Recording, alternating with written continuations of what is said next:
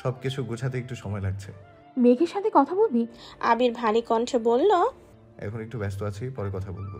রাখছি, আল্লাহ হাফিজ। আবির সঙ্গে সঙ্গে কল কেটে দিয়েছে। মেঘ অবাক লোচনে আম্মুর মুখের পানে চেয়ে আছে। মোজাম্মেল খান স্বাভাবিক কণ্ঠে বললেন, মেয়েটাকে খাইয়ে দাও, ওষুধ খাওয়াতে হবে তো।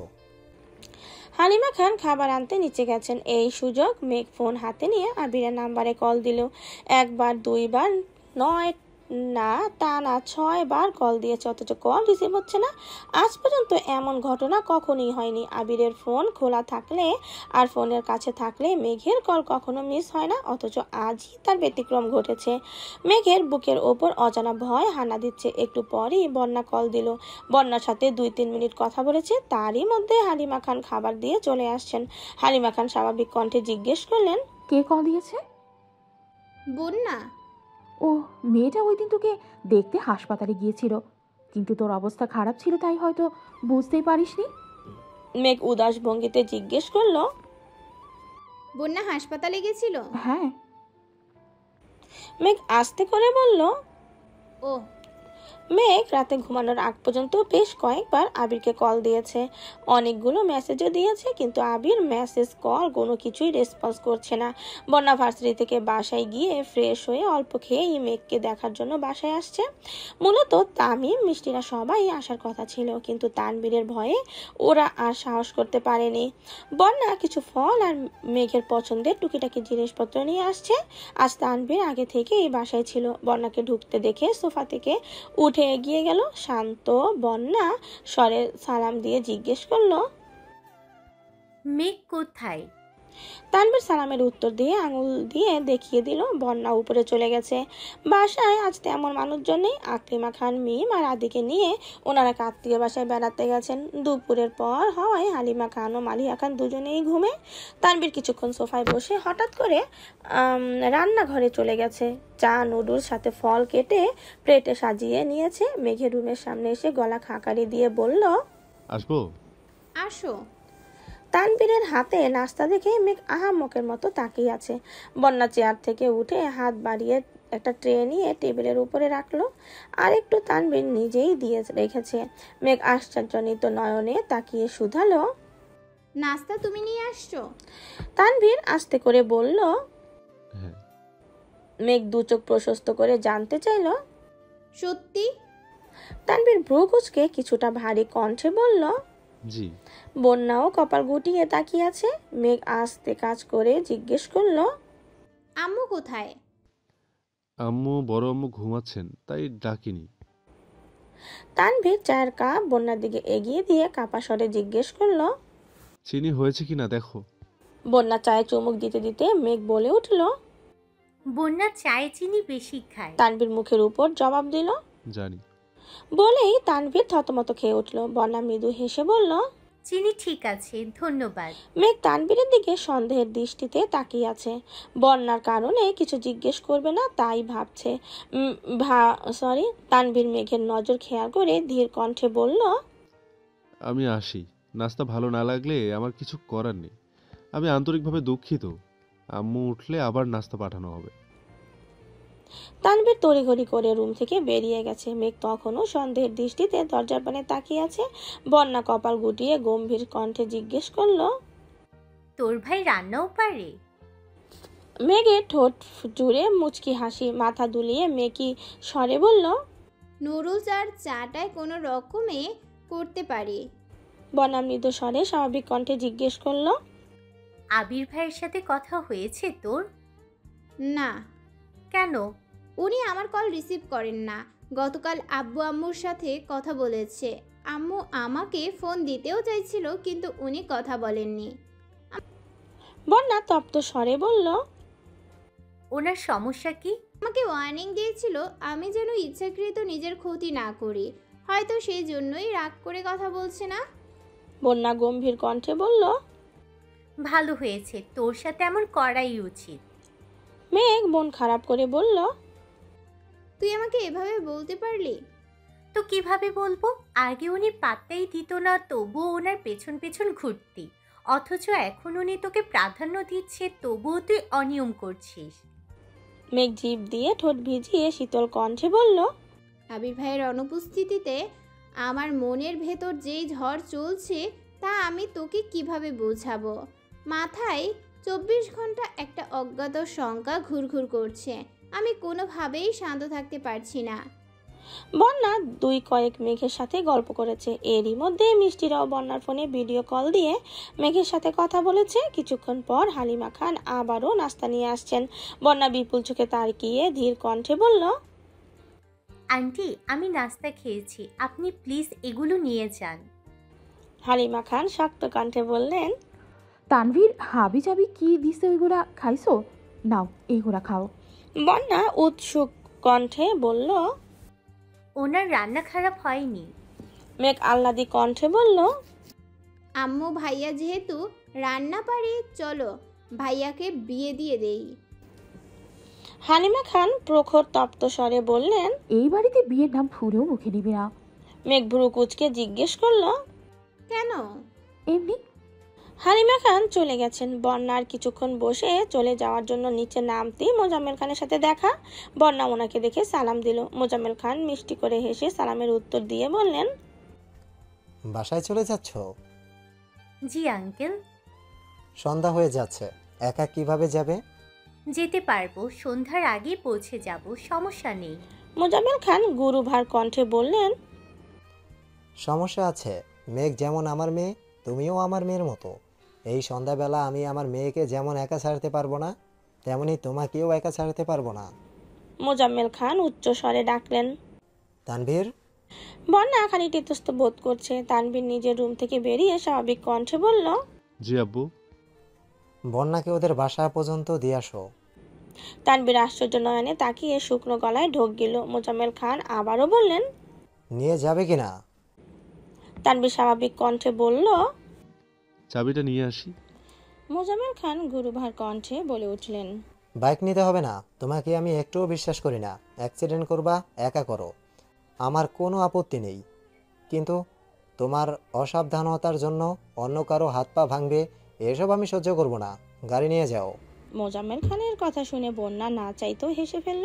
তানভীর ভ্রু গুটিয়ে চাবি আনতে চলে গেছে। মোজাম্মেল খান বন্যার দিকে তাকিয়ে চাপা স্বরে বললেন, তুমি কিছু মনে করো না, আমাদের বাবা ছেলের সম্পর্কটাই এমন। এখন কিছু না বললে ওর বেপরোয়া স্বভাব কখনোই ঠিক হবে না। বন্যা মৃদু হেসে বলল, আমি কিছু মনে করিনি আঙ্কেল। ঠিক আছে, সময় করে মাঝে মাঝে বেড়াতে এসো। জি আচ্ছা আঙ্কেল। বন্যা তানভীরের পেছনে পেছনে বাসা থেকে বেরিয়ে ধীর কণ্ঠে বলল, আমি গাড়িতে যাব না। তানভীর স্বাভাবিক কণ্ঠে জিজ্ঞেস করলো, বাইকে যাবে? না, তো আমি রিকশায় চলে যেতে পারবো, আপনার যেতে হবে না। তানভীর মুখ ফুলিয়ে শ্বাস ছেড়ে গম্ভীর কণ্ঠে বলল, আমাকে বাসায় পৌঁছে দেওয়া আমার দায়িত্ব, আর সেই দায়িত্বটা স্বয়ং মোজাম্মেল খান আমাকে দিয়েছেন। ওনার কথা অমান্য করলে আমাকে বাসায় জায়গা দিবেন না। তুমি কি তাই চাও? বন্যা তৎক্ষণাৎ উত্তর দিল, না, আমার জন্য আপনার কোনো সমস্যা হোক তা তো আমি কখনোই চাইবো না, কিন্তু কোনো কিন্তু নেই। তুমি রিকশায় যেতে চাইলে তাই যাব, চলো। আঙ্কেল যে গাড়ি নিতে বলল। তোমার আঙ্কেল নিশ্চয়ই এও বলেছেন আমি দায়িত্ব জ্ঞানহীন, বেপরোয়া স্বভাবের ছেলে। গাড়ি না নেওয়ার অপরাধে না হয় দুই একটা বকা খেয়ে নেব। বন্যা আর চোখে তানভীরের দিকে তাকিয়ে মলিন হেসে বলল, সব বুঝেন, তাহলে বেপরোয়া চলাফেরা কেন করেন? তানভীর উত্তর না দিয়ে উল্টো প্রশ্ন ছুড়ে দিল, আব্বুর মতো তোমারও কি তাই মনে হচ্ছে? তানভীর সামনে চলে গেছে। বন্যা অবাক লোচনে কিছুক্ষণ তাকিয়ে রইল। কি বলবে তার উত্তর খুঁজে পেল না। খানিক বাদে মেন গেটের দিকে এগিয়ে গেল। প্রথমবারের মতো এক রিকশায় দুজন পাশাপাশি বসেছে। স্বভাবত বন্যা এক সাইডে হয়ে বসেছে, তবুও চলন্ত রিকশায় তানভীরের শক্তপোক্ত বাহু বারবার বন্যার কাঁধের সাথে ধাক্কা খাচ্ছে। আচমকা বন্যার হৃদয়ে তোড়পাড় শুরু হয়ে গেছে। শুকনো গলায় বারবার ঢোক গেলছে। নিজেকে যতটা সম্ভব এক পাশে সরিয়ে নিচ্ছে, যেন কোনোভাবেই তানভীরের সঙ্গে ধাক্কা না খায়। বন্যা ভেতরে ভিতরে নিজের প্রতি ক্ষুব্ধ হচ্ছে। ভেবেছিল রিকশায় একা চলে যাবে, তাহলে বাইক গাড়ির ঝামেলাও পোহাতে হবে না। গাড়িতে চলাচল করতে বন্যার একদমই ভালো লাগে না। তার উপর মাঝে মধ্যে গলির রাস্তার গাড়ি থেকে নামলে আশেপাশের মানুষজন কেমন করে চেয়ে থাকে, নিজেদের মধ্যে ফিস ফিস করে। এগুলো বন্যার সহ্য হয় না, তাই সবসময় সাদামাটা চলতেই পছন্দ করে। বন্যার অস্বাভাবিক কর্মকাণ্ড দেখে তানভীর আচমকা নিজের হাত বন্যার পেছন দিকে ঘুরিয়ে বন্যার কাঁধ বরাবর রিকশাতে রেখেছে। একবার তানভীরের হাতের স্পর্শ অনুভব হওয়া মাত্র বন্যা সঙ্গে সঙ্গে তানভীরের হাতের দিকে তাকিয়ে কাঁপা কাঁপা কণ্ঠে বলল, হাতটা সরান প্লিজ। আমি তানভীর স্বাভাবিক ভঙ্গিতে বলল, যেভাবে সাইডে যাচ্ছ কখন জানি রিক্সা থেকে পড়ে যাও। আমার আব্বাজান বাইক আনতে নিষেধ করেছেন যাতে তুমি ব্যথা না পাও, সেখানে রিক্সা থেকে পড়ে যদি ব্যথা পাও আব্বু কি আমাকে আস্ত রাখবেন তুমিই বলো। বন্যা পূর্বের ন্যায় আবারও বলল, পরবো না প্লিজ, হাতটা সরান, আমার অস্বস্তি লাগছে। আমার পাশে বসে কেউ এমন আচরণ করলে আমারও অস্বস্তি লাগে। মেঘের মতো তানভীরও খুব জেদি, এটা বন্যার অজানা নয়। তানভীর হাত সরাবে না এটা বুঝতে পেরে বন্যা দু হাতে নিজের ব্যাগটাকে শক্ত করে ধরে গুটি গুটি মেরে বসে বুকের বাঁ পাশে অবস্থিত হৃৎপিণ্ডের ধুকপুকানি অনুভব করছে। ইদানিং বন্যার মাথায় হুটহাট তানভীরের চিন্তা চলে আসে। বিশেষ করে তানভীরের জীবন কাহিনী শোনার পর থেকে বন্যা মাঝে মাঝে সেই ভাবনায় মগ্ন থাকে। না চাইতেও তানভীরের প্রতি অন্যরকম অনুভূতি কাজ করে। তানভীর সামনে আসলে নিজের অজান্তেই সেই অবিদিত অনুভূতির বহিঃপ্রকাশ ঘটতে থাকে। বন্যা বারবার ঘড়ি দেখছে আর রাস্তা কত দূর বোঝার চেষ্টা করছে। তানভীর কপাল গুটিয়ে বন্যার দিকে তাকিয়ে আছে। তানভীর আচমকা মৃদু স্বরে ডাকলো, বন্যা। বন্যা তৎক্ষণাৎ চোখ বড় করে তানভীরের দিকে তাকালো। বাতাসে চুল এলোমেলো উঠছে, ভ্রুযুগল কুচকানো, নাক স্বাভাবিকের তুলনায় কিছুটা ফোলা। জিভ দিয়ে ঠোঁট ভিজিয়ে তানভীর প্রশ্ন করলো, তোমার জীবনে একমাত্র অস্বস্তিকর ব্যক্তিটা কি আমি? বন্যা তখনও নীরের দৃষ্টিতে তানভীরের দিকে তাকিয়ে আছে। তানভীর বন্যার পাশ থেকে হাত সরিয়ে এনে চোখ নামিয়ে আবারও বলল, যদি তাই হয় তবে আজকের পর থেকে তোমার অস্বস্তির কারণ আমি হব না। তানভীর পকেট থেকে ফোন বের করে কারোর সাথে কথা বলায় ব্যস্ত হয়ে গেছে। বন্যা অবাক চোখে তানভীরকে দেখছে। তানভীরের মনোযোগ ফোনে, অন্যদিকে তাকিয়ে গুরু গম্ভীর কণ্ঠে কথা বলেই চলেছে। বন্যার নজর আটকে আছে তানভীরের গাল ভর্তি কিছুটা লম্বা দাড়িতে, সেই সঙ্গে বাতাসের সাথে সাথে চুলে নড়াচড়াও খেয়াল করছে। বন্যার শরীর জুড়ে অদ্ভুত শিহরণ বয়ে চলেছে। বাকি রাস্তা তানভীর একেবারের জন্য বন্যার দিকে তাকায়নি, অথচ বন্যা পুরো রাস্তা তানভীরের ঘোরে বন্দী ছিল। গলির মোড় পর্যন্ত আসতেই মাগরিবের আজান পড়েছে। তানভীর চাপা স্বরে বলল, মামা রিক্সা থামান। তানভীর রিক্সা থেকে নেমে ওয়ালেট থেকে টাকা বের করে রিক্সা ভাড়া দিয়ে এক পলক বন্যার দিকে তাকিয়ে ঠান্ডা কণ্ঠে বলল, সাবধানে যেও। তানভীর মাথা নিচু করে হাঁটতে শুরু করলো। বন্যা থম মেরে রিকশায় বসে আছে। তানভীরের আকস্মিক পরিবর্তন বন্যার মনে বিশেষ প্রভাব ফেলেছে। এদিকে মেঘ দিনে কম হলেও আবিরকে 100 মেসেজ পাঠায়, আজও তার ব্যতিক্রম হয়নি। কিন্তু আবিরের কোনো রিপ্লাই আসে না। সন্ধ্যা থেকে একের পর এক কল দিচ্ছে, আবির কল রিসিভও করছে না। মনের ভেতর জমে থাকা অভিমানে মেঘের চোখ মুখ লাল হয়ে গেছে। কাঁদো কাঁদো মুখে করে আবিরকে চিঠি লিখছে, প্রিয় নিষ্ঠুর মানব, কেমন আছেন? আমি জানি খুব ভালো আছেন। অবশ্য ভালো থাকারই কথা, কারণ মেঘ নামক এক উন্মাদের থেকে মুক্তি পেয়ে গেছেন। কিন্তু আমি ভালো নেই, একটুও ভালো নেই। আজ থেকে 1.5 বছর আগ পর্যন্ত আমি ভালো ছিলাম, কারণ তখন আবির নামক কোনো ব্যক্তির অস্তিত্ব আমার হৃদয়ে ছিল না। কিন্তু এই 1.5 বছরে সব কিছু বদলে গেছে। সেই সঙ্গে বদলে গেছে আমার অভিপ্রায়ও। আবির নামক নিষ্ঠুর মানবের প্রতি আমার তীব্র আসক্তি জন্মেছে। প্রতিনিয়ত ওনাকে দেখার জন্য উদ্দীপ্ত হয়ে উঠেছি।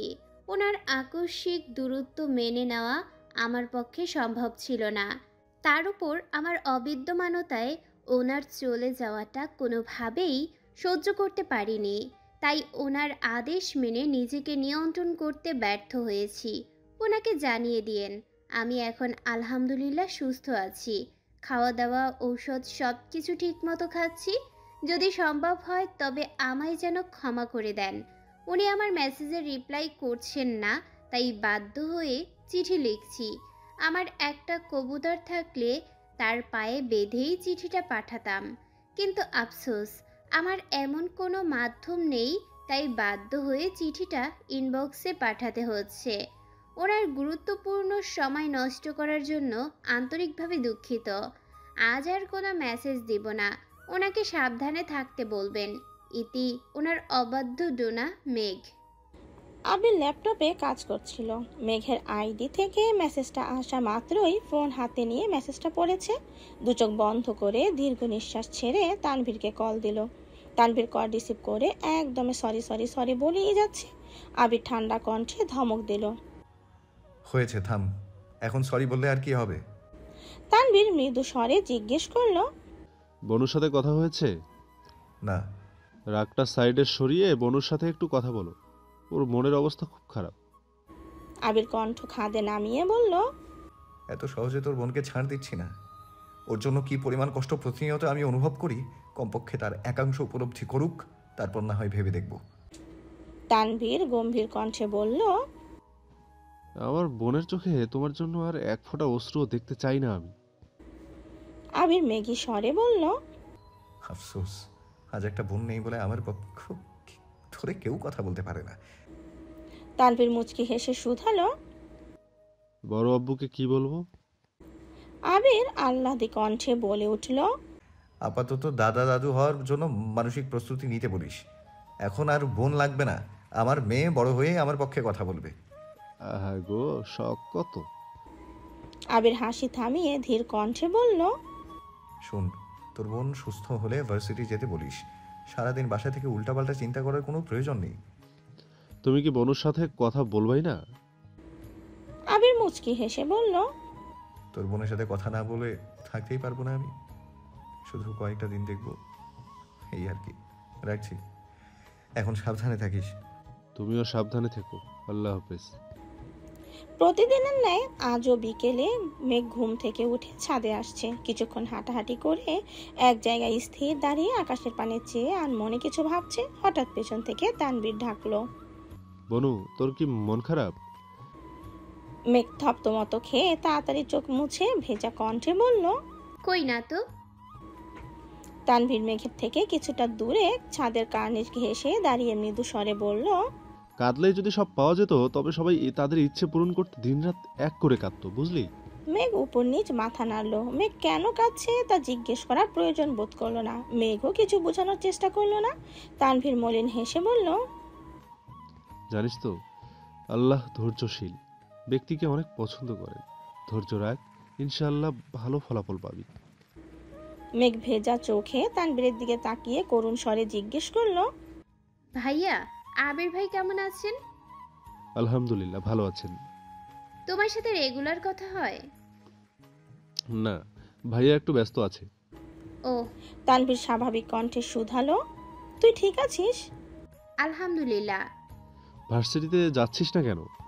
মেঘ মন খারাপ করে উত্তর দিল। ভালো লাগে না।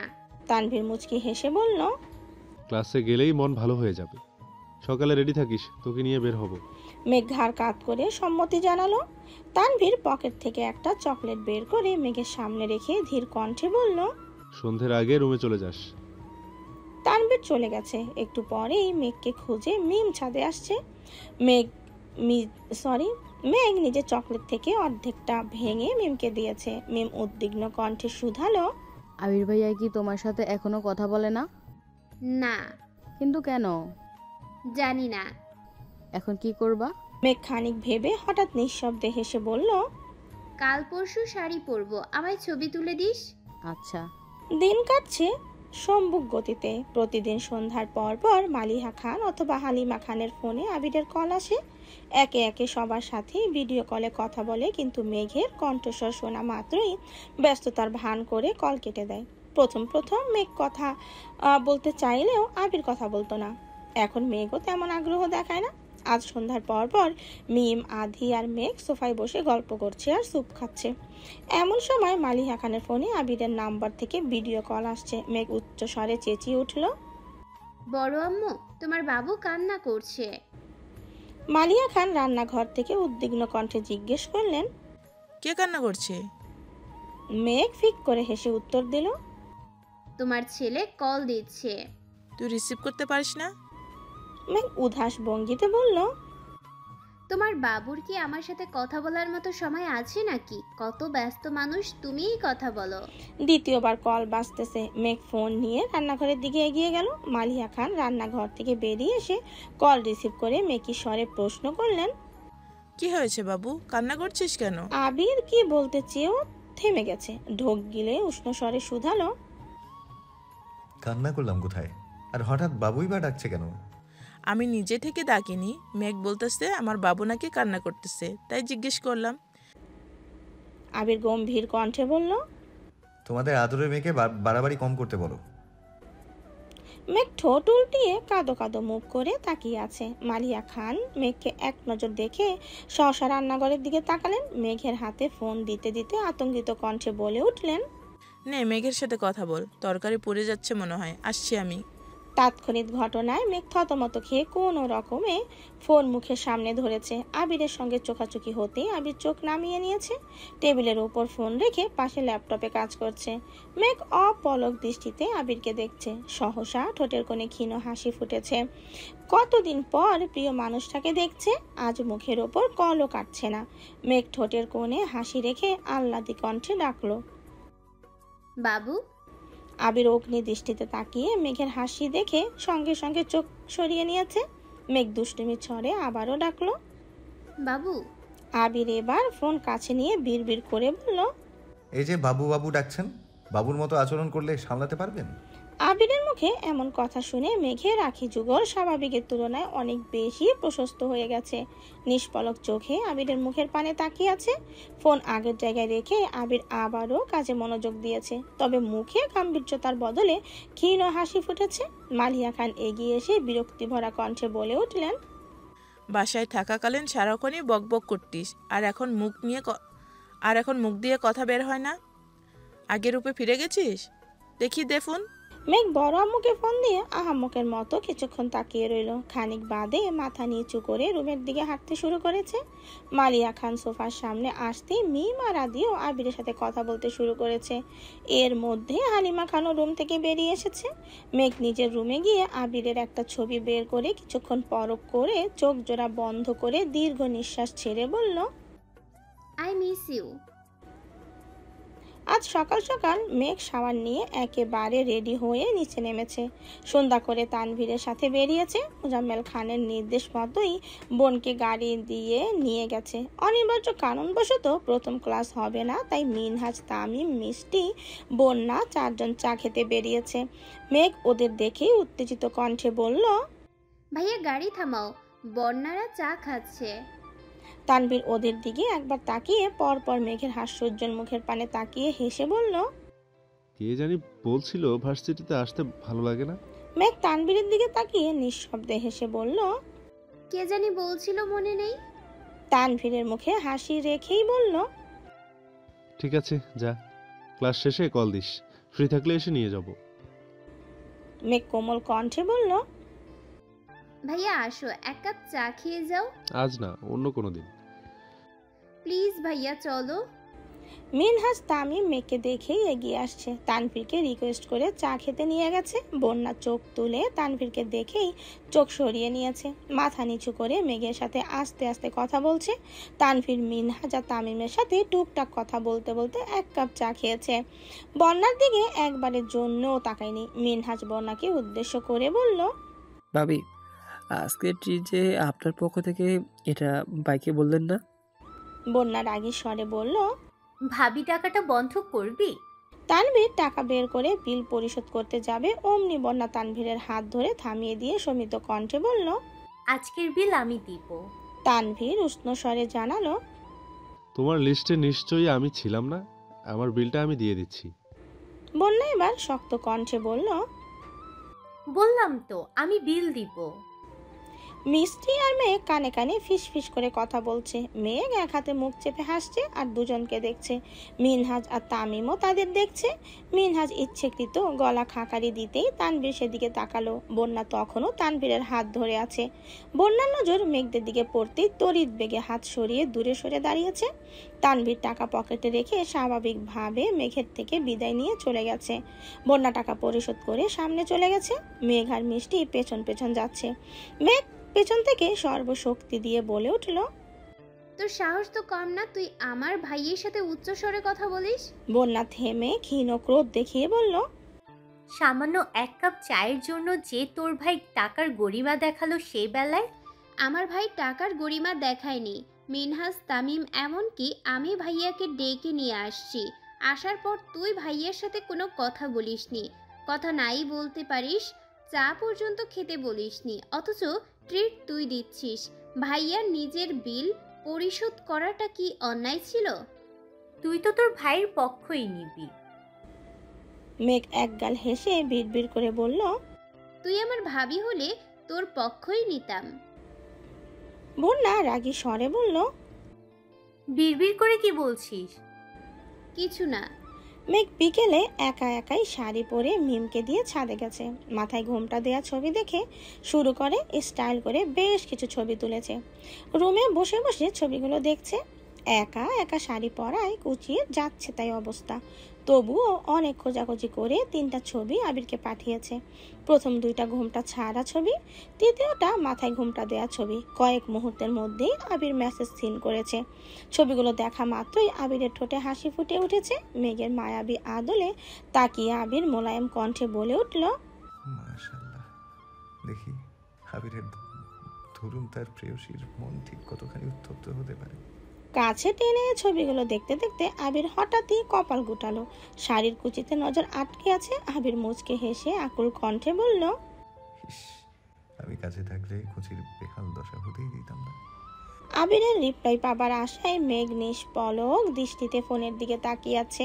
5 মিনিট, 10 মিনিট, 15 মিনিট হয়ে গেছে, অথচ কোনো রিপ্লাই আসছে না। মেঘের ব্যাকুল মন কোনোভাবেই শান্ত হচ্ছে না। ড্রেসিং টেবিলের সামনে দাঁড়িয়ে বেশ কিছুক্ষণ ভেবে হঠাৎ মুচকি হেসে বলল, কথায় আছে সোজা আঙুলে ঘি না উঠলে আঙুল বাঁকাতে হয়। এতদিন আপনার বহু তালভানা সহ্য করেছি, এবার আমার ভিন্ন রূপ দেখবেন। মেঘ নিজের তোলা শাড়ি পরা ছবিগুলো থেকে 2টা ছবি ফেসবুকে ডে পোস্টে দিয়ে অপেক্ষা করছে। যেই ভাবনা সেই কাজ। পোস্ট করার 10 মিনিটের মধ্যে আবির পোস্ট সিন করেছে। মেঘ মিটিমিটি হাসছে। আবিরকে জ্বালানোর এর থেকে উত্তম উপায় আর নেই। হাতে গোনা 2 মিনিটের মধ্যে মেঘের আইডি থেকে ছবিগুলো ডিলিট হয়ে গেছে। মেঘ নিঃশব্দে হেসে বিড়বিড় করলো, মিস্টার খান, আপনি ধরা পড়ে গেছেন। আপনার রাগ জেদের আড়ালে লুকানো অনুভূতি প্রকাশিত হয়ে গেছে। আপনি সব কিছু আড়াল করতে পারলেও আপনার অন্তরের হিংসুটে মনোভাবকে কোনোভাবেই আড়াল করতে পারলেন না। একদিনের ব্যবধানে আবিরকে পাঠানো মেসেজের পরিমাণ কমে এসেছে। ছবি পাঠানোর পর 2 দিনে আবিরকে একটাও মেসেজ করেনি, এমনকি একবারের জন্য কলও করেনি। সন্ধ্যায় কল দিলে আবিরকে শুনিয়ে শুনিয়ে মেঘ ইচ্ছাকৃত ব্যস্ততার ভান করে। আবিরের বড় মামি অসুস্থ, তাই আজ সকাল সকাল আলী আহমদ খান আর মালিয়া খান ত্রিশালের উদ্দেশ্যে রওনা দিয়েছেন। বিকেল দিকে মেঘ কল দিয়ে মামির খোঁজ নিয়েছে। মালিয়া খানরা এত রাত থাকবেন সেই সুবাদে নিশ্চিতভাবে বলা যায় আজ আবির হালিমা খানের নাম্বারে কল দিবেই দিবে। এজন্য সন্ধ্যার পর পর মেঘ নিজের নাম্বার থেকে হালিমা খানের নাম্বারে কল দিয়ে 2 ফোন বিছানার ওপর রেখে ব্যালকনিতে দাঁড়িয়ে গুনগুন করে গান গাইছে। মিমকে আগে থেকেই সবকিছু শিখিয়ে দিয়েছে। মামনির নাম্বার ওয়েটিং পেয়ে আবির বাধ্য হয়ে কাকিয়া নাম্বারে কল দিয়েছে। যথারীতি মিম কল রিসিভ করে মেঘের শেখানো কথাগুলো বলতে শুরু করেছে। আবির সেসব কথায় পাত্তা না দিয়ে গম্ভীর কণ্ঠে জিজ্ঞেস করলো, মামুনি কি বেশি ব্যস্ত? মিমের সরল স্বীকারোক্তি। মামুনি সম্পূর্ণ ফ্রি। আম্মুর সঙ্গে গল্প করছেন কেন ভাইয়া? আবির ভ্রু গুটিয়ে ভারী কণ্ঠে প্রশ্ন করলো, মামুনির ফোন ওয়েটিং কেন? ও আচ্ছা, মামুনির ফোন দিয়ে আপু কার সঙ্গে যেন কথা বলতেছে। আবির তড়িৎ গতিতে বলে উঠল, 30 মিনিট যাবত ওয়েটিং। এত সময় ধরে কার সাথে কথা বলছে? আমি জানি না, আমাকে বিরক্ত করতে নিষেধ করেছে। আবিরের কপাল কুঁচকানো, মুহূর্তেই চেহারা অন্ধকার হয়ে গেছে। ঢোক গিলে নিজেকে সংযত করে ধীর কণ্ঠে বলল, ফোনটা মামুনি না হয় কাকিয়াকে দে। ঠিক আছে। মেঘ ফোন দিয়ে দৌড়ে মেঘের রুমে চলে গেছে। মেঘকে ঘটনা বলতেই মেঘ মুচকি মুচকি হাসলো। মামুনি আর কাকিয়ার সাথে কথা শেষ করে আবির তৎক্ষণাৎ তানভীরকে কল দিয়েছে। যথারীতি তানভীরও মিনহাজ তামিমকে কল দিয়ে পরপর বন্যাকে কল দিয়েছে। বন্যা কল রিসিভ করতেই তানভীর প্রশ্ন করল, সন্ধ্যার পর বনুর সাথে কথা হয়েছে তোমার? বন্যা স্বাভাবিক কণ্ঠে উত্তর দিল, আজ ফোনে কথা হয়নি। কথা হয়নি? না, কেন? তেমন কিছু না, রাখছি। তানভীর বাসায় ফিরে আম্মুর ফোনও চেক করেছে, অথচ কারো নাম্বার নেই। মেঘকে সরাসরি কিছু জিজ্ঞেস করতেও পারছে না। আলী আহমদ খান আর মালিহা খান এক রাত থেকে পরদিনই বাসায় চলে আসছেন। আলী আহমদ খান বাসায় ফিরে বিকেল থেকে মন খারাপ করে সোফায় বসে আছেন। মালিহা খান শান্ত স্বরে জিজ্ঞেস করলেন, আপনার কি শরীর খারাপ? আলী আহমদ খান এপাশ ওপাশ মাথা নাড়লেন। মোজাম্মেল খান নিজের রুম থেকে বেরিয়ে আসতে আসতে বললেন, ভাবি, ভাইজানের শরীর নয়, মন খারাপ। এই মন আর ভালো হবে না। মালিয়া খান উদ্বিগ্ন কণ্ঠে শুধালেন, কেন, কি হয়েছে? মোজাম্মেল খান ঠাট্টার স্বরে বললেন, ভাইজান, ভাবিকে বলবো? আলী আহমদ খান গম্ভীর কণ্ঠে হুঙ্কার দিতেই মোজাম্মেল খান থেমে গেছেন। মোজাম্মেল খান হালিমা খানকে উদ্দেশ্য করে বললেন, 2 কাপ চা দিও। মেঘ সিঁড়ি দিয়ে নামতে নামতে আহ্লাদি কণ্ঠে বলল, আব্বু, চা আমি করি। মোজাম্মেল খান আর আলী আহমেদ খান দুজনেই একসঙ্গে মেঘের দিকে তাকালেন। আলী আহমদ খান ঠান্ডা কণ্ঠে বললেন, চা করতে পারবা? পারবো। মোজাম্মেল খান রাশভারী কণ্ঠে বলে উঠলেন, আমার মেয়ের হাতের রান্না খাওয়ার পর সামান্য চা নিয়ে ডাউট করা শোভা পায় না। আমার মেয়ে সব পারবে, প্রয়োজনে আমি শিখিয়ে দেব। হ্যাঁ। আলী আহমদ খান শুকনো গলায় কেসে উঠলেন। আব্বুর ওভার কনফিডেন্স দেখে মেঘ মৃদু হেসে রান্নাঘরে চলে গেছে। আলী আহমদ খান মেঘি স্বরে বললেন, তুই রান্না শেখাবি? ঠিক আছে, তাহলে আগে তুইই বল, চিংড়ি মাছের মালাইকারি কিভাবে রান্না করে? মোজাম্মেল খান ঝটপট উত্তর দিলেন, জানি না। আলী আহমদ খান আবারও প্রশ্ন করলেন, পায়েস তো রান্না করতে পারবি নাকি? পারবো না। আলী আহমদ খান তপ্ত স্বরে জিজ্ঞেস করলেন, এই জীবনের শখেও কোনোদিন রান্না করে পা রেখেছিস তুই? মোজাম্মেল খান মুখ ফুলিয়ে শ্বাস ছেড়ে বললেন, আমি না হয় জীবনেও পা রাখিনি, গত 20 বছরে তুমি পা রেখেছ। এর মধ্যেই মেঘ 2 কাপ চা নিয়ে আসছে। আলী আহমদ খান চায়ে চুমুক দিয়ে ভারী কণ্ঠে বললেন, আমাকে তো তোর ভাবি রান্নাঘরে ঢুকতে দেয় না। তাছাড়া আমি গত 20 বছর পা রাখলেও রান্নার সম্পর্কে তোর মতো অজ্ঞ না। খুব তো বলছিস তোর মেয়েকে তুই রান্না শেখাবি, সামান্য পায়েসের রেসিপি বলতে পারছিস না, আবার সব শেখাবি? মোজাম্মেল খান রাগী স্বরে বললেন, তুমি বলো তাহলে। আলী আহমদ খান গুরুভার কণ্ঠে বলে উঠলেন, তুই কি কোনোভাবে আমায় চ্যালেঞ্জ করছিস? হ্যাঁ, করছি। আব্বু আর বড় আব্বুর কথোপকথনের মাঝে মেঘ থ হয়ে দাঁড়িয়ে আছে। 2-3 বার থামানোর চেষ্টাও করেছে, কিন্তু থামাতে পারেনি। মালিয়া খান নিজেকে ব্যর্থ হয়েছেন। আলী আহমদ খান আচমকা বসা থেকে উঠে মোজাম্মেল খানকে উদ্দেশ্য করে বললেন, আমি মুখের কথায় বিশ্বাসী না, তুই অপেক্ষা কর, রান্না করে তোর সামনে হাজির করব। হালিমা খান, মালিহা খান, মেঘ তিনজনই আশ্চর্য নয়নে তাকিয়ে আছে। আলী আহমদ খান মেঘকে উদ্দেশ্য করে বললেন, চলো, আজ আমি তোমাকে দিক নির্দেশনা দেবো, যেভাবে হোক তোমার আব্বুকে চ্যালেঞ্জে হারাতেই হবে। মালিয়া খান উদ্বিগ্ন কণ্ঠে বলে উঠলেন, দয়া করে আমার সাজানো ঘরটাকে ছেড়ে দেন, পায়েস আমি করে দিচ্ছি। আলী আহমদ খান উদাসীন কণ্ঠে বলে উঠলেন, তুমিও আমায় ভরসা করো না? মালিয়া খান উত্তর খুঁজে পেলেন না। একবার উপর নিচ মাথা নাড়ছেন, আবার এপাশ ওপাশ মাথা নাড়ছেন। যত যাই হোক, পুরুষ মানুষ রান্নাঘরে গেলে সেই রান্নাঘরের নাজেহাল অবস্থা হতে বাধ্য। আবিরের জন্মের আগে পরে আলী আহমদ খান মাঝে মাঝে শখ করে রান্না করতেন, রান্না যেমন তেমন, কিন্তু পরবর্তীতে রান্নাঘরে ঢোকার মতো অবস্থাই থাকতো না।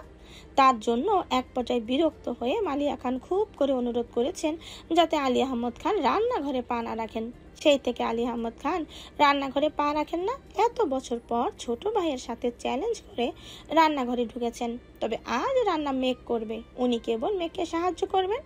এর মধ্যে হালিমা খান তানভীরকে কল দিয়ে জানিয়েছে আলী আহমদ খান নিজেই ফ্রিজ থেকে চিংড়ি মাছ, দুধ সহ প্রয়োজনীয় সরঞ্জাম বের করেছেন।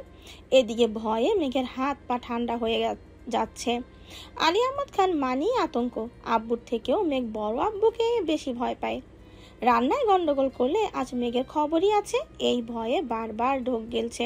কিছুক্ষণের মধ্যে তানবীর আসছে। হালিমা খান, মালিয়া খান দূরে দাঁড়িয়ে দাঁড়িয়ে মেঘদের কাণ্ড কারখানা দেখছেন। তানবীর রান্নাঘরের সামনে দাঁড়িয়ে মৃদু স্বরে বলল, আমি কি কোনোভাবে সাহায্য করতে পারি? আলী আহমদ খান রাগী স্বরে বললেন, তোমার আব্বু পাঠিয়েছে নাকি? না না, সাহায্য লাগবে না। তানবীর ঠোঁট চেপে হাসছে আর ফোন দিয়ে ভিডিও করছে। মোজাম্মেল খান সোফায় বসে আছেন। ঘন্টাখানেক পর আবির কল দিয়েছে। কল রিসিভ করতেই আবির বলে উঠল, আসসালামু আলাইকুম চাচু, প্রজেক্টের কিছু ডিটেলস লাগতো, আগামীকাল সকালের মধ্যে দিলে ভালো হতো। মোজাম্মেল খান ঠাট্টা স্বরে বললেন, ওয়ালাইকুম আসসালাম, প্রজেক্ট নিয়ে পরে ভাবা যাবে, আপাতত ভিডিও কল দাও। আবির ভ্রুকুচকে ভারী কণ্ঠে জিজ্ঞেস করলো, ভিডিও কল কেন? আরে দাও আগে। সচরাচর মোজাম্মেল খানের সাথে ভিডিও কলে কথা হয় না বললেই চলে। প্রয়োজনে 2-4 মিনিট ফোনেই কথা বলে। আবির ভয়ে ভয়ে ভিডিও কল দিল। মোজাম্মেল খান কল রিসিভ করে হাসতে হাসতে বললেন, তোমার আব্বুর মাথা নষ্ট হয়ে গেছে, দাঁড়াও দেখাচ্ছি। আবির ভ্রু কুচকে শুক্র নেত্রে তাকিয়ে আছে। চাচ্চুর কথা আর মাথা মন্দ কিছুই বুঝতে পারছে না। মোজাম্মেল খান রান্নাঘরের কাছে গিয়ে ফোন ওদের দিকে ঘুরিয়ে হাসতে শুরু করেছেন। আলী আহমদ খান আবিরকে এক নজর দেখে শক্ত কণ্ঠে বললেন, তোমার চাচু আমায় চ্যালেঞ্জ দিয়েছে, আমি নাকি রান্না পারি না। আবির শুকনো গলায় ঢোক গিলে ধীর কণ্ঠে বলল, আপনার শরীরের অবস্থা খুব একটা ভালো না, তার মধ্যে আজই এতটা পথ জার্নি করে এসেছেন। এই অবস্থায় এইসব চ্যালেঞ্জের কোনো মানে হয় না। আলী আহমদ খান স্বাভাবিক কণ্ঠে বললেন, আমি বেশি কিছু করছি না, মেঘ মামুনি সবটা দেখছে। মেঘের দিকে ফোন ঘুরাতেই আবিরের চোখ কপালে ওঠার অবস্থা। মেঘের কপালে কাপড় বাঁধা, চুলগুলো শক্ত করে খোপা করা, ওড়না পেঁচিয়ে কোমরে বেঁধে রেখেছে। মেঘকে এই অবস্থায় দেখে আবির শুকনো মুখে ভীষণ খেয়ে উঠেছে। আতঙ্কিত কণ্ঠে বলে উঠল, এই পাগ। আবির মুখে আসা কথাটা গিলে দু চোখ বন্ধ করে দীর্ঘ নিঃশ্বাস ছেড়ে উষ্ণ স্বরে বলল, ও এখানে কি করে? মোজাম্মেল খান মেকি ভঙ্গিতে বললেন, তোমার আব্বু আমার মেয়েকে রান্না শেখাচ্ছে। আবির মনে মনে বিড়বিড় করলো, তোমাদের পাগলামির মাঝে আমার অবুঝ বউটাকে কেন টানো? আলী আহমদ খান মৃদু স্বরে বললেন, আবির, তুমি আমার স্পেশাল রেসিপিগুলো মিস করবে। আবির না চাইতো মলিন হেসে শুধালো, তা কি কি রান্না হচ্ছে? চিংড়ি মাছের মালাইকারি, বেগুন ভর্তা, পাবদা মাছ ভুনা, আমার স্পেশাল ডালের রেসিপির সাথে পায়েস। আবির উদ্বিগ্ন কণ্ঠে বলে উঠল, এত কিছু করার দরকার কি? আর আম্মু কোথায়? মিম মালিহা খানের কাছে ফোন নিয়ে গেছে। আবির রাগান্বিত কণ্ঠে বলে উঠল, আম্মু এসব কি হচ্ছে? তুমি কিছু বলছো না কেন? আমি অনেকবার বারণ করেছি, তোর আব্বু কি কথা শোনার মানুষ নাকি?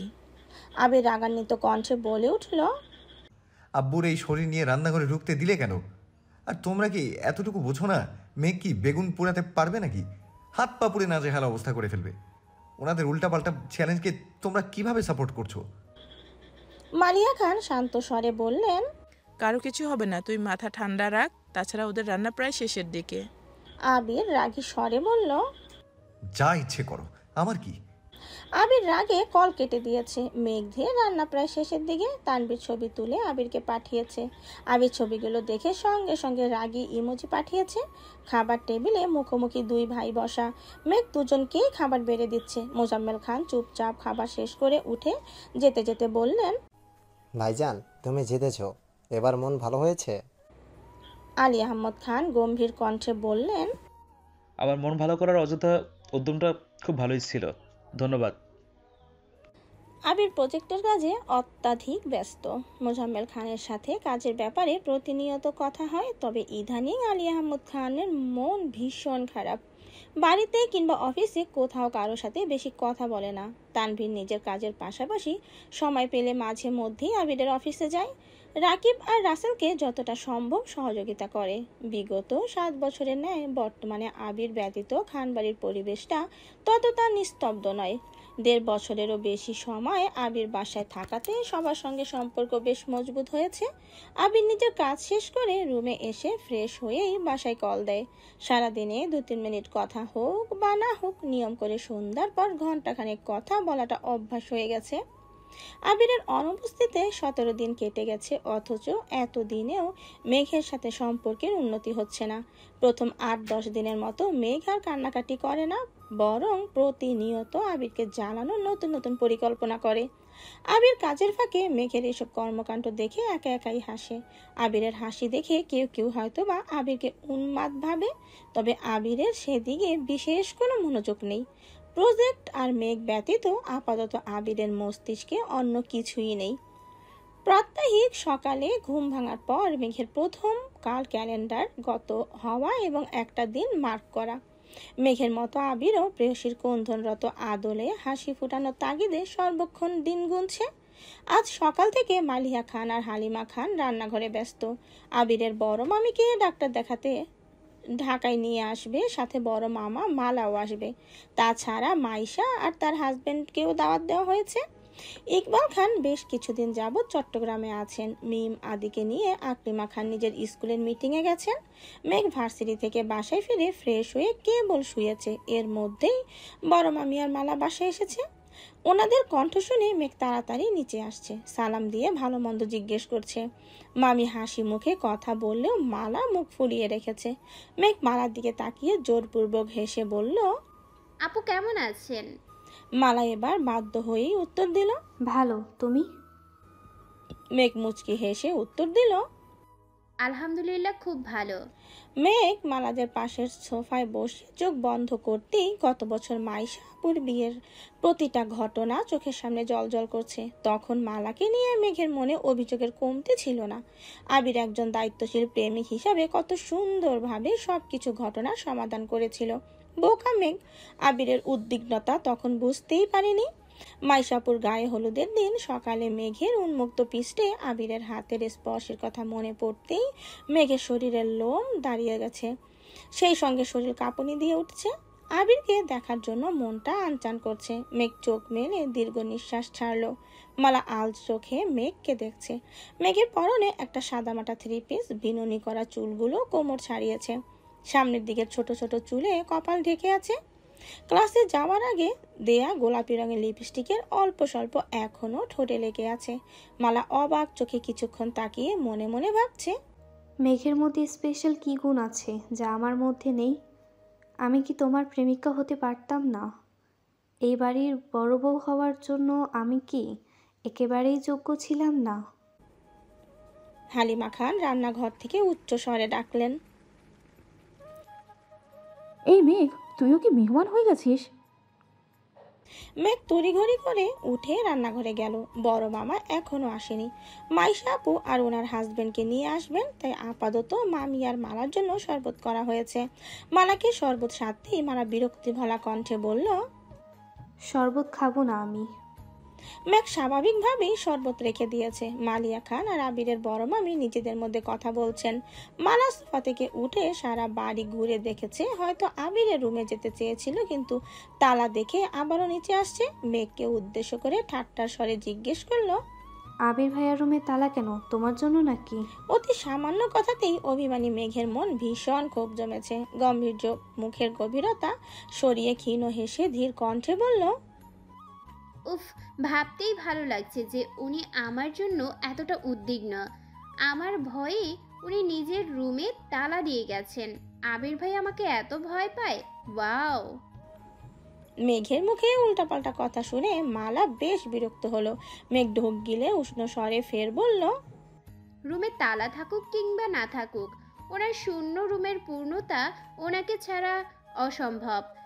তাছাড়া রুমের তালা দিয়ে ভিনদেশে পাড়ি দিলেও ওনার মনটা তো আমার কাছেই রেখে গেছেন।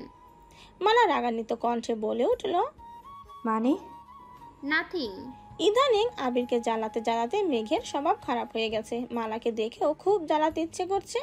যেই ভাবনা সেই কাজ। মেঘ সোফায় বসে দু হাত মালিয়া খানের বাহু আঁকড়ে ধরে কাঁধ বরাবর মাথায় এলিয়ে দিয়েছে। মালিয়া খান কথা থামিয়ে ডান হাতে মেঘের কপালে হাত রেখে উদ্বিগ্ন কণ্ঠে শুধালেন, কিরে, শরীর খারাপ নাকি? মেঘ আহ্লাদী কণ্ঠে বলল, না, তোমার আদর খেতে খুব ইচ্ছে করছে। মালা ভেতরে ভেতরে রাগে কটকট করছে। মালিয়া খান মেঘকে নিজের কাছে টেনে নিয়ে মেঘের মাথায় হাত বুলিয়ে দিচ্ছেন আর আবিরের মামির সাথে কথা বলছেন। অন্যান্য কথোপকথন শেষে দুজনেই আবিরের ব্যাপারে কথা বলতে শুরু করেছে। আবিরের মামি ঠান্ডা কণ্ঠে জিজ্ঞেস করলেন, আবিরের জন্য মেয়ে পছন্দ করে রাখছো? মালিয়া খান মলিন হেসে বললেন, কি করেছে? একদিকে আবির বিয়েতে রাজি হয় না, অন্যদিকে মেঘের আব্বু মেঘের জন্য সম্বন্ধ দেখছে। এসব নিয়ে আবিরের আব্বু আর মেঘের আব্বুর মধ্যে কথা কাটাকাটি হয়েছে। এরপর থেকে দুই ভাই নীরব, বিয়ে বিষয়ক আলোচনা বন্ধ। মেঘ বড় আম্মুর দিকে তাকিয়ে শক্ত কণ্ঠে প্রশ্ন করলো, বড় আব্বু আর আব্বুর মধ্যে ঝগড়া হয়েছে কবে? আমি কোথায় ছিলাম? তেমন সিরিয়াস ঝগড়া না, কথা কাটাকাটি হয়েছিল। তোরা বাইরে ছিলি, আমিও বিস্তারিত শুনিনি। আর তোর বড় আব্বু আমাকে তেমন কিছু বলেওনি। মেঘ বোকার মতো কিছুক্ষণ তাকিয়ে রইল। মনে মনে ভাবছে, এই জন্যই কি আম্মু সেদিন বিয়ের কথা বলতে নিষেধ করেছিল? আবিরের আম্মু আর মামি আবারও নিজেদের মতো গল্প করছেন। মেঘ সোফার পাশ থেকে নিজের ফোনটা হাতে নিয়ে লুকিয়ে আবিরকে মেসেজ লিখেছে, বড় মামি আর মালা আপু আমাদের বাসায় আসেন। বড় মামি আপনার বিয়ের লেখা অসমাপ্ত রেখেই মেসেজ পাঠিয়ে দিয়েছে। ফোন উল্টিয়ে রেখে পূর্বের ন্যায় আবারও বড় আম্মুর গা ঘেঁষে বসেছে। মালিয়া খান ধীরে সুস্থে মেঘের চুলে হাত বুলাচ্ছেন। 4 থেকে 5 মিনিট পরে মেঘের হাতে থাকা ঘড়ি কম্পিত হচ্ছে। ঘড়ির স্ক্রিনে ভেসে উঠেছে, you received a message from আমার আবির। মেঘ বুঝে ওঠার আগেই মালার নজর ঘড়িতে পড়ল। মালা কপাল গুটিয়ে রাগান্বিত দৃষ্টিতে মেঘের ঘড়ির স্ক্রিনে তাকিয়ে আছে। মেঘ ঘড়ির স্ক্রিনে তাকিয়ে নিজের অজান্তেই লাফিয়ে উঠেছে। আজ 17 দিন পর আবির মেসেজের রিপ্লাই করেছে। মহানন্দে মেঘের বুকের ভেতর হৃৎপিণ্ডটা ছটফট করছে। খুশিতে চোখের কোণে পানি চলে এসেছে। প্রিয় মানুষটার নিজের হাতে কিনে পরিয়ে দেওয়া ঘড়িটায় আজ সেই মানুষটার নাম ভেসে ওঠায় মেঘের উজ্জ্বল মুখশ্রী আরও বেশি ঝলমল করছে। মেঘ ফোন হাতে নিয়ে এলোমেলো পায়ে সিঁড়ি পেরিয়ে নিজের রুমের দিকে ছুটছে। মালা নির্বাক চোখে মেঘকে দেখছে। মালিয়া খান তপ্ত স্বরে জিজ্ঞেস করলেন, আসতে যা, পড়ে যাবি তো। আবিরের মামি কপাল গুটিয়ে চিন্তিত কণ্ঠে বললেন, মেঘের হঠাৎ কি হলো? এভাবে ছুটছে কেন? মালিয়া খান মৃদু হেসে বললেন, ও এমনই, ওর ছুটাছুটির কারণ লাগে না। হয়তো কিছু একটা মনে পড়ছে, এজন্য এভাবে ছুটছে। একটু পরেই চলে আসবে। মেঘ রুমে ঢুকে উত্তেজিত হস্তে মেসেজ সিন করলো। আবিরের ছোট রিপ্লাই আসছে। মেঘের শরীর রীতিমতো কাঁপছে, ঠোঁটে স্মিত হাসি ফুটে উঠেছে, দু চোখ জল করছে। মেঘ গলা খাকারি দিয়ে আস্তে করে বলল, মিস্টার খান, আমি ঠিক জানতাম এই কথা বললে আপনার রিপ্লাই আসবেই আসবে। মেঘ কাপা কাপা হাতে মেসেজ লিখছে, আপনার বিয়ের জন্য মেয়ে দেখার কথা বলছে। তাছাড়া মালা আপু। আবিরের তৎক্ষণাৎ রিপ্লাই, মালা কি করছে? আপনাকে মিস করছে। আবির রাগে ইমোজি পাঠিয়ে পরপর মেসেজ পাঠালো, ফাজলামো করবি না। মালা কি আজে বাজে কিছু বলেছে? কি বলেছে? মেঘের আর কোনো রিপ্লাই নেই। আবির পরপর মেসেজ দিচ্ছে, মেঘ রিপ্লাই করছে না। বাধ্য হয়ে আবির কল দিয়েছে। মেঘের বাম হাতে থাকা ঘড়ি আর ডান হাতে থাকা ফোন একসঙ্গে ভাইব্রেশন হচ্ছে। আবিরের কল দেখে মেঘ কিছু সময়ের জন্য থমকালো। বুকের বাঁ পাশের তীব্র কম্পন উপেক্ষা করে চোখ পিটপিট করে কল রিসিভ। সঙ্গে সঙ্গে ওপাশ থেকে আবিরের রাগান্বিত কণ্ঠস্বর ভেসে আসছে, সমস্যা কি তোর? তেরামি করাটা কি তোর স্বভাব হয়ে গেছে? আমার অপছন্দ জেনে অনবরত এই কাজগুলোই করে যাচ্ছিস। কথা অসম্পূর্ণ রাখার অভ্যেসটা কবে ত্যাগ করবি? মেঘ মোলায়েম কণ্ঠে শুধালো, কেমন আছেন? আবির রাগান্বিত কণ্ঠে হুঙ্কার দিল, তুই কি ভালো থাকতে দিচ্ছিস? মেঘ অভিমানী কণ্ঠে বলল, আমি কি আপনাকে খুব বেশি জ্বালাতন করি? আবির উত্তর না দিয়ে উল্টো প্রশ্ন করলো, মালা কি বলছে? মেঘ ঢোক গিলে ভেজা কণ্ঠে বলল, আমি আপনাকে খুব বেশি জ্বালাই। আমার অত্যাচারে আপনি নিজের রুমে তালা দিয়ে গেছেন, এমনটাই বুঝিয়েছে। আবির দীর্ঘ নিঃশ্বাস ছেড়ে রাশভারী কণ্ঠে বলতে শুরু করলো, রুমে প্রয়োজনীয় অনেক জিনিসপত্র এলোমেলো করে রেখে আসছি। রুম খোলা রেখে আসলে যে যার মতো ঢুকে কাগজপত্র নষ্ট করে ফেলতো। আর হ্যাঁ, তানভীরের কাছে চাবি আছে, যখন ইচ্ছে রুমে যাস, তবুও দয়া করে মানুষের কথা গাল ফুলিয়ে কান্না করিস না প্লিজ। মেঘ আকুল কণ্ঠে বলে উঠল, আমার কান্না নিয়ে আপনার এত চিন্তা, তাহলে এতদিন কথা কেন বলেননি? তোকে বারবার বারণ করা সত্ত্বেও আমার কথা অমান্য করেছিলি কেন? তুই ভালোভাবেই জানিস আমি যা বলি তাই করি। তোকে এত বোঝানোর পরও যেহেতু আমার কথা অমান্য করেছিস, তাই আমিও কথা বলিনি। মেঘ কাঁদো কাঁদো কণ্ঠে বলল, আপনি যাওয়ার সময় আমায় ডাকলেন না কেন?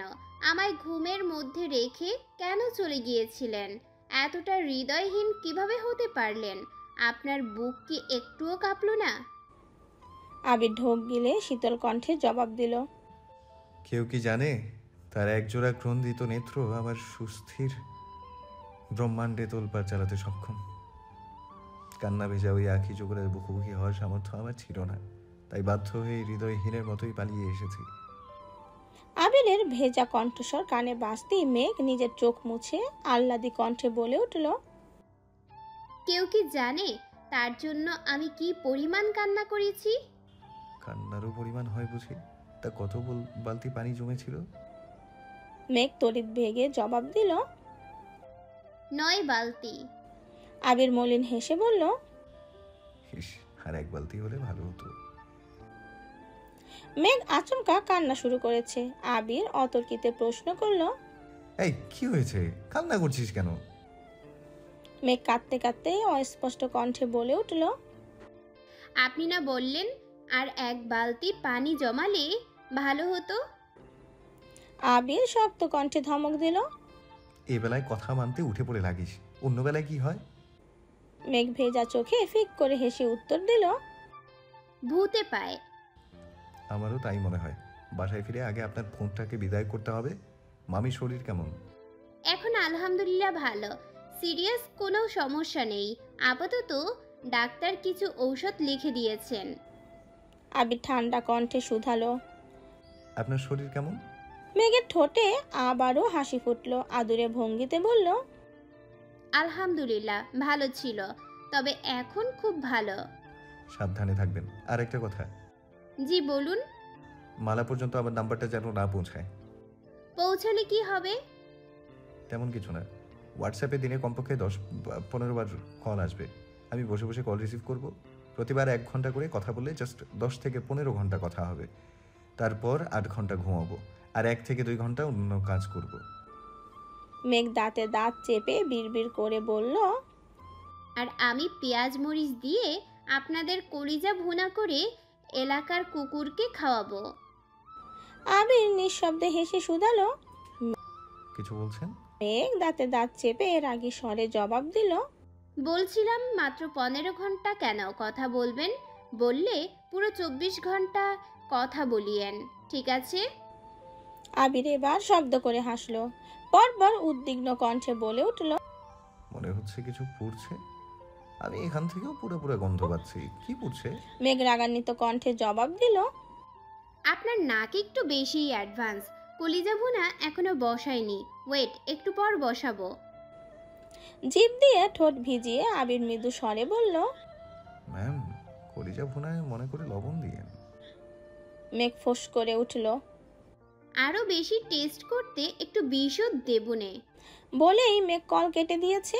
রাগে ফোঁস করছে। আবিরের হাসি থামছেই না। হাসতে হাসতে বিছানায় হেলান দিয়ে বসেছে। আজ অফ ডে বলে আবিরের কাজের তেমন চাপ নেই। নিজেকে নিয়ন্ত্রণ করে খানিক বাদে আবারও মেঘকে কল দিল। কল বাজতে বাজতে শেষ পর্যায়ে মেঘ কল রিসিভ করলো। সঙ্গে সঙ্গে আবির মোলায়েম কণ্ঠে ডাকলো, ম্যাম। মেঘ নিশ্চুপ। আবির আদুরে কণ্ঠে আবারও ডাকলো। ম্যাম। আবিরের কণ্ঠে আদুরে ডাক শুনে মেঘের বুকের ভেতরে ধুকপুকানি বেড়ে গেছে। মন খারাপ, রাগ, অভিমান, খারাপ লাগা মুহূর্তেই সব উধাও। অনুভূতিদের পাশ কাটিয়ে মেঘ কাট গলায় প্রশ্ন করলো, কিছু বলবেন? বলুন। বলছিলাম রান্নার টেস্ট বাড়াতে বিষটা ব্যবহার না করলে হয় না? বিষ ব্যবহার করলে কি হবে? না মানে কেউ লবণ চেক করতে গেলে তো সারে সর্বনাশ হয়ে যাবে। মেঘ রাগে ফুঁসতে ফুঁসতে বলল, আপনি এসব বলতে আবারও কল দিয়েছেন? রাখছি আমি। আবির তড়িৎ ভেগে ডাকলো। শোনো, আবিরের মুখে তুমি সম্বোধন শোনা মাত্রই মেঘের দু চোখ প্রশস্ত হয়ে গেছে। মুহূর্তেই শ্বাস থেমে গেছে। হতভম্ব মেঘের মস্তিষ্কে অনুভূতিদের তোলপাড় চলছে। চোখের পাতায় জল জল করছে আবিরের হাস্যোজ্জ্বল আদলখানা। দুরু দুরু কাঁপছে বুক, চোখে মুখে রাগের রেশ মাত্র নেই। আবির তৎক্ষণাৎ ঠান্ডা কণ্ঠে বলল, অতি সামান্য কারণে যেভাবে রেগে যান, ভবিষ্যতে কি হবে ম্যাম? মেঘ চোখ কুঁচকে জানতে চাইল, কি হবে? সদা আশঙ্কাজনক পরিস্থিতিতে থাকতে হবে। আবারও বলছি, মালা পর্যন্ত আমার নাম্বার পৌঁছালে সব দায়ভার আপনার, মনে থাকে যেন। আবির চট জলদি গম্ভীর কণ্ঠে বলে উঠল, বড় আম্মুর থেকে নাম্বার নিয়ে নিলে? আমি আম্মুকে বারণ করেছি, আম্মু কাউকে নাম্বার দিবে না। অন্য কারো কাছে নাম্বার চাওয়ার সাহস মালার হবে না। একমাত্র আপনি আছেন, অনুগ্রহ করে আপনিও দেবেন না।